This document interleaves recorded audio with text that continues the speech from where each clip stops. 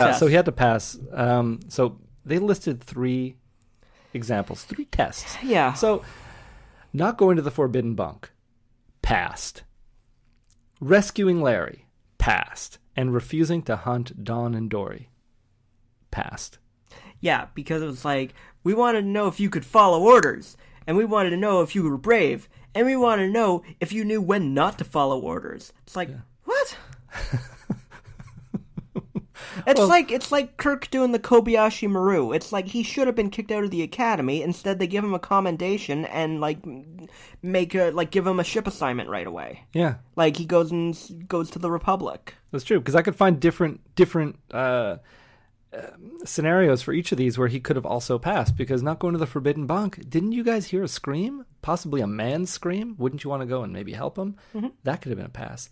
Rescuing Larry? Yeah, you rescued Larry, but you let 2 other kids drown. Yeah, that one's kind of a double-edged sword. That's a Kobayashi Maru right there. Yeah, and refusing to hunt Dawn and Dory, well, you weren't going to kill them. You were going to tranquilize them. These woods are dangerous. We've seen that. There's bears, there's saber, there's these so crazy little the best thing critters. to do is just to make someone unconscious so that the critters can come after them. Well, you carry them back, you blow your whistle, you'd be like, I found them. Would you ever shoot something and then you're not able to find it? It's happened to me. Oh. Well, in video games. Oh, sure. Yeah, but I don't know. I think in real life I could probably find a body. So everyone was an actor working for the government. Yeah. The 12-year-old children were actors? They all work at the government lab. This is what I don't understand. Well, what kind of tests did these 12-year-olds have to go through? I don't know. I'm imagining the fucking therapy place from Exorcist 2. Yeah. Where it's just like they're just like staring and like they've got all these things on their heads and they're just like, I can read each other's minds now, and this has nothing to do with the first movie. I never saw it. Oh, don't. Well, okay, I won't. Good. Good talk. But so these 12-year-old kids, they're just giving up their lives. They're not going to school because Bill needs to pass a test. What are school? Well, I don't know, man. You're right. Okay, so we'll get a little further into this, but hold on now. The snakes? They're just actors? Yes. They're probably genetically controlled robots. Cracking a kid in the skull, falling into rapids. Yeah, but you know what? They can probably just cure it like that. Okay. What about Mike's bite? Yeah, sure. But that thing is swollen. Okay, fine. Maybe they have technology to cure this stuff. We don't know. Why would they have the technology with this, Matthew? I'm not ready to get to the big draw yet, my Nick. God. I'm not ready yet because I have too many questions. We saw this all happen at True Blood. Kids be Okay, Nick, answer me this. These are the 3 tests he passed, right? What did kids disappearing have to do with Bill's training? He did nothing to find them. But he could have. But he didn't. He did nothing to find them. They just disappeared. It was just to make him uneasy? I guess, yeah. I was trying to see how much pressure he could hold up to. Okay. Another question, Nick. Why even bother having a girl's side to the camp? So that he could form an attachment to them. He could form an attachment to them on the same side of the camp. Way. Just incorporate them both into one. Not in the same way. Come on. It wasn't imperative they be separated. But if it was going to be one of the tests, Bill failed that test because he made plans with them. Yeah, look, the logic doesn't make sense. No, I know. No, we can't yet. I'm almost done. Let me run through this because these are the problems I had, and I haven't had nobody to talk to. I can't talk about this in the real world. Nobody's read it recently. You have all the answers I'm craving, Nick. Is this girls' camp actually functioning just to keep up appearances in case Bill swims over? No. Okay. Solid. Maybe. I don't know. It all seems like a very convoluted way to make a kid take a couple of fairly simple tests. I'm surprised this wasn't just all on a holodeck. Yeah, but it's not. Are they reusing this camp enough to make it economical? Because it seems like it's always going to look like a children's camp. When they're not using it, they rent it out to a movie studio to make movies about a mass killer. Okay. All right, yeah. I don't fucking know. I'm just saying, it just seems like there's the twist was a decent idea, but there's a lot of holes. Well, wait, that's not the only twist, Matthew. No. Let's hope Bill is worth all this trouble. His parents tell him now. They're going to go study the weird and unpredictable inhabitants of possibly the most dangerous place in the universe. Australia. Yeah. Bunch of criminals. Oh, yeah. No, we have listeners in Australia. Oh, no. What's a place we don't have any listeners? Australia? Antarctica. Antarctica. Antarctica. Oh God, the deplorable human beings that There are no human beings. if they It's can just call penguins. themselves. They're just penguins with iPods. Okay. Where are they going, Nick? You want to know where they're going? Other than You want to know where they're actually I going? want to know where they're Matthew? actually going. Earth, motherfuckers! They're going to motherfucking Earth! This whole book doesn't take place on Earth, it takes place on another fucking planet, and they're not human, and it doesn't make any fucking sense, and fuck! So it blew your mind, right?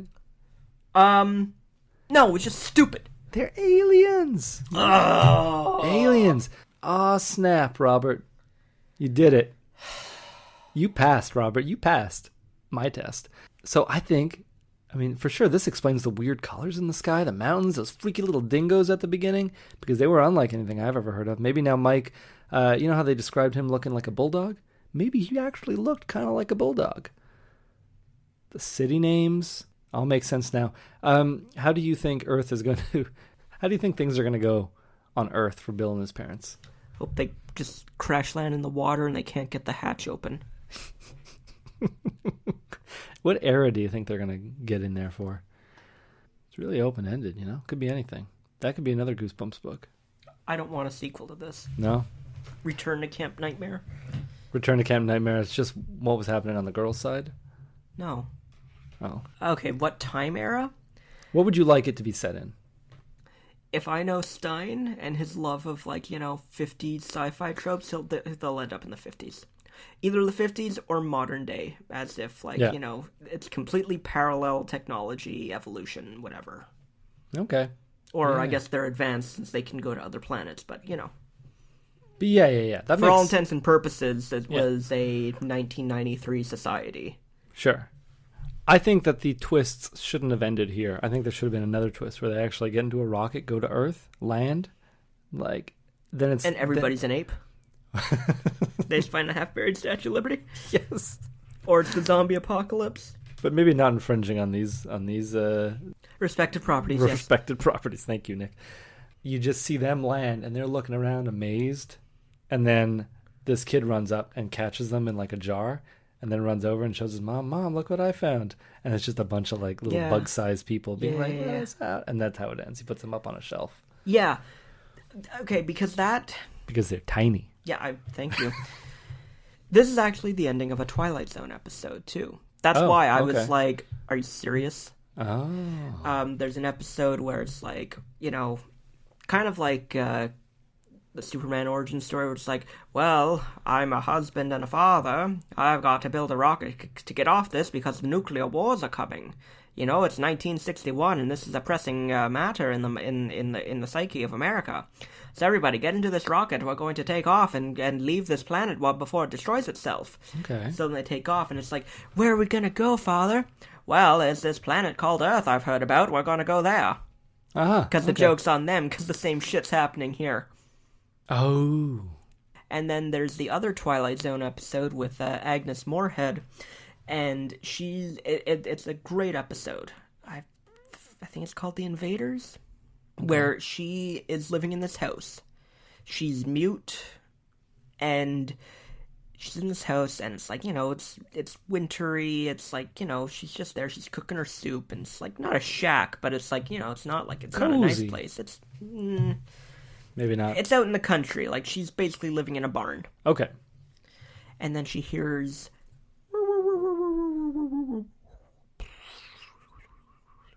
clunk on the roof, and then footsteps on the roof. Then she goes up, and there are these tiny little robot machines walking around. Okay.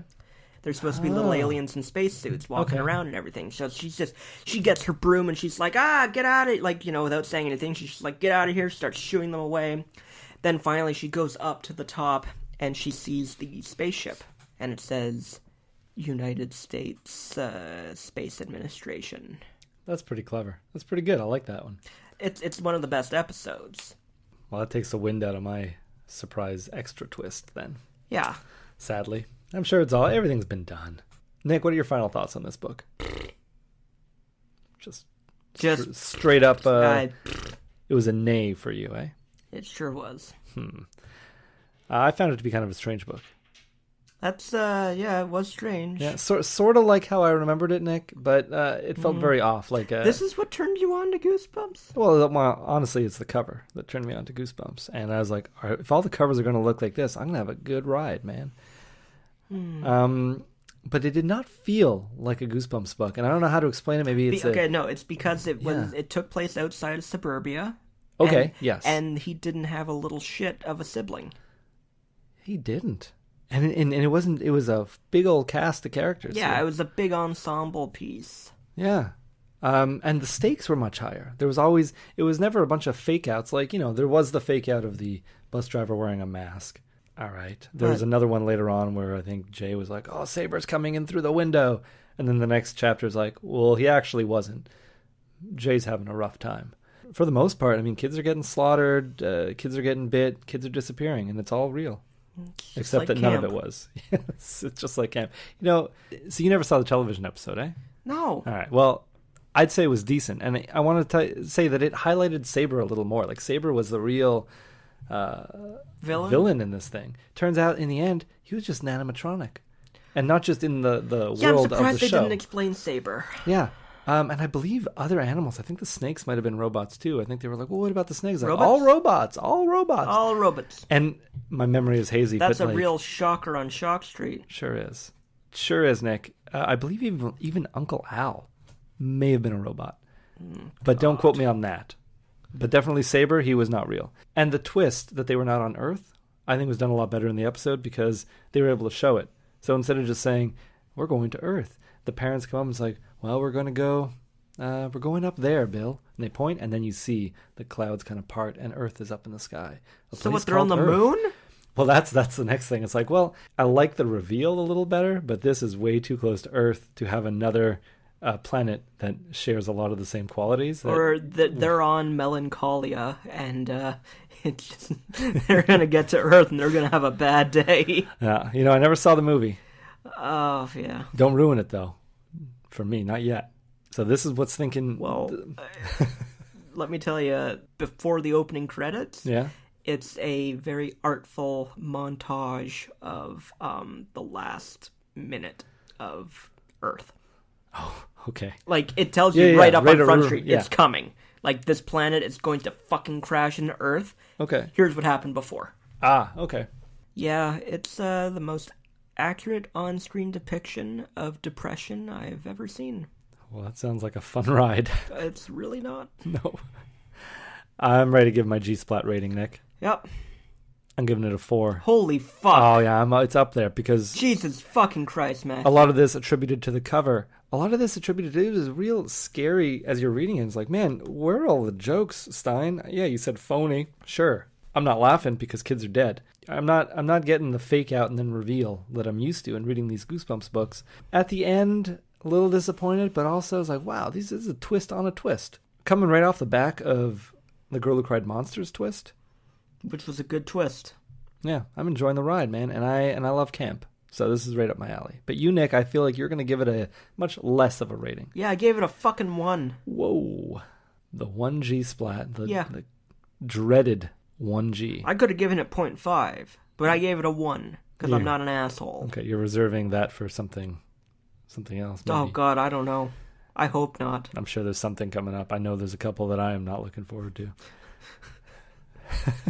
Speaking of books I'm not looking forward to, Nick, what do we have coming up next time on Nik and Matt Get Goosebumps? There's a strange new kid on the block. The ghost next door. How come I've never seen you before? Because he's a ghost. Yep. That's why. It says it right there on the cover too. He's a fucking ghost. Yeah. Or maybe he just has ghost limbs. Oh. Ghost legs. So he's got ghost legs, but he's real mass up top? Yeah, like he's in a wheelchair right now. We just can't see. Yeah, we'll talk about it. I think the next book is the first book to really prominently feature some Converse kicks. Prominently. So that's going to be a gem. I don't remember anything about that book. I am looking forward to it. Yeah. I believe it. Help me. All right, so that's going to do it for this episode. If you like the show, please head on over to iTunes and subscribe. Leave a comment, a rating. Help us out, man. Do it, please. I have absolutely nothing in my life. Yeah. Okay? I have 2 cats. I'm alone. It's just, it's my